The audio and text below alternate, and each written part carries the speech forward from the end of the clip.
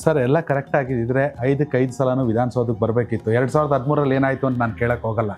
ಇಷ್ಟೆಲ್ಲ ನೀವು ಯಾಕಂದ್ರೆ ರೇಣುಕಾಚಾರ್ಯ ಅವರು ಹೊನ್ನಾಳಿಗೆ ಸೀಮಿತವಾದ ನಾಯಕರಲ್ಲ, ಇಡೀ ರಾಜ್ಯಕ್ಕೆ ಬೇಕಾದವರು.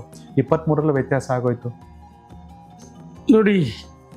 2013 ಹೌದು, ಎಲ್ಲ ಒಂದು ಕಡೆ ನಮ್ಮ ಪಕ್ಷ ವಿಭಾಗ ಆಯ್ತು, 3 ಭಾಗ ಆಯ್ತು. ಹೌದು, ನಮ್ಮ ನಾಯಕರು ಯಡಿಯೂರಪ್ಪನ ನಮಗೆ ಜನ್ಮ ಕೊಟ್ಟಂಥವ್ರು.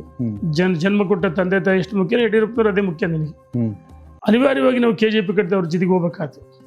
ಅಂದು ನಮ್ಮ ಮತಗಳ ವಿಭಜನೆ, ಹಿಂದುಳಿದ ವರ್ಗದ ಒಬ್ಬ ನಾಯಕರು ಸಿದ್ದರಾಮಯ್ಯ ಮುಖ್ಯಮಂತ್ರಿ ಆಗ್ತಾರೆ ಅಂತ ಎಲ್ಲ ಒಂದು ಕಡೆ ಜನ. ಅದು ಬಿಟ್ಟರೆ ನನಗೇನು ದೊಡ್ಡ ವ್ಯತ್ಯಾಸ ಏನಾಗಲಿ 2013ರಲ್ಲಿ. 2023ರಲ್ಲಿ ನಮ್ಮಲ್ಲಿ ನಮ್ಮ ಲೋಪದೋಷಗಳಿಂದ ನಾನು ಸೋತಿ.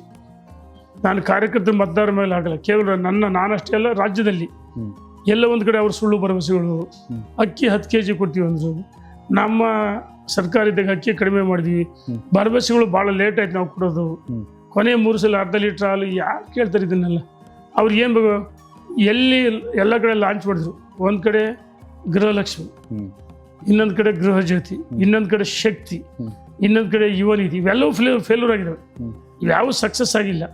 ನಾವು ನಮ್ಮ ಸರ್ಕಾರ ಇದ್ದಾಗ ಸುಮಾರು 60,000 ಕೋಟಿ ಹಣವನ್ನು ಬಿಟ್ಟೋಗಿದ್ವಿ. ಅದನ್ನೇ ಇವರು ಭರವಸೆಗಳು ಬಿಡುಗಡೆ ಮಾಡಿ. ಇವತ್ತು ಭರವಸೆಗಳಿಗೂ ಹಣ ಇಲ್ಲ, ಅಭಿವೃದ್ಧಿ ಇಲ್ಲ. ಸೋಲಿಗೆ ನಾನು ಕಾರಣ ಅಲ್ಲ, ಕರೆಕ್ಟ್. ಕೆಲವು ಲೋಪದೋಷಗಳು ನನ್ನಲ್ಲಿ ಕೆಲವು ಲೋಪದೋಷ ಇರ್ಬೋದು. ಆದರೆ ಹೊನ್ನಾಳಿ ನ್ಯಾಮತಿ ತಾಲೂಕು ಜನತೆ ನನ್ನ ಕೈ ಬಿಡಲಿಲ್ಲ. 75,000 ಮತ ಕೊಡಿದ್ರೆ, ಹೌದು, ಏನು ಕಡಿಮೆ ಕೊಟ್ಟಿಲ್ಲ ಹುಡುಗಾಟಿಗಲ್ಲ.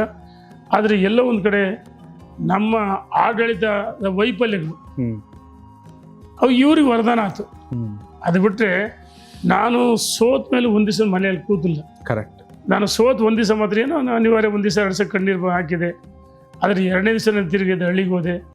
ದಿನನಿತ್ಯ ಹೋರಾಟಗಳು, ರೈತರ ಪರ, ಜನಪರ ನಮ್ಮ ಕೆಲಸ ಮಾಡಿದ್ವಿ. ತಿರಂಗಾಯಾತ್ರೆಗಳು 7 ಕಡೆ ಮಾಡಿದ್ವಿ. ದೇಶದಲ್ಲಿ ಎಲ್ಲಿ ಮಾಡಿಲ್ಲ. ಒಂದು ಹೊನ್ನಾಳಿ ಒಂದು ಕ್ಷೇತ್ರದಲ್ಲಿ 7 ಕಡೆ ಮಾಡಿದ್ವಿ. ಕರೆಕ್ಟ್. ಅದು ಜನರು ಇವತ್ತು ತಾಂತ್ರಿಕವಾಗಿ ನಾನು ಸೋತಿದ್ದೀನಿ, ಆದರೆ ಜನಮಾನಸದಲ್ಲಿ ಇವತ್ತಿಗೂ ನಾನು ನೆಲೆಸಿದ್ದೀನಿ.